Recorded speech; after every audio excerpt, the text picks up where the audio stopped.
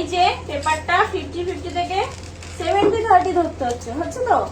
তারপরে এটাকে ভাঁজ করতে হচ্ছে, ভাঁজ করার পর এই জায়গাটা চাপ দিতে হচ্ছে। হওয়ার পর এই শীটটা আমার উঁচু আছে, এই আঙুলটাকে পুশ করব, এই আঙুলটাকে ধরবো, ধরার পর এটাকে রাউন্ড করব। রাউন্ড করার পর এই যে রাউন্ড করার সাথে সাথে বুড়ো আঙুল দিয়ে চাপ দিয়ে নিচ্ছি। কেন নিচ্ছি? আমার এই শীটটা যাতে খুলে না যায়, তাই তো। তারপরে বুড়ো আঙুল পুশ করছি, করে এটাকে সুন্দরভাবে রোলিং করছি। এই যে যার কোন প্রথম থেকে মোটা হচ্ছে সে প্রথম থেকে একটু সরু করতেই পারবে। এটাকে একটু এরকম ভাবে মোড়াবে, দেখবে আমার প্রথম থেকে সরু তৈরি হয়েছে, হয়েছে তো। তারপরে এই হাতটাকে ছাড়বে, ছেড়ে এদিকে ধরবে, ধরার পর এটাকে সুন্দরভাবে এইভাবে ঘোরাতে হবে।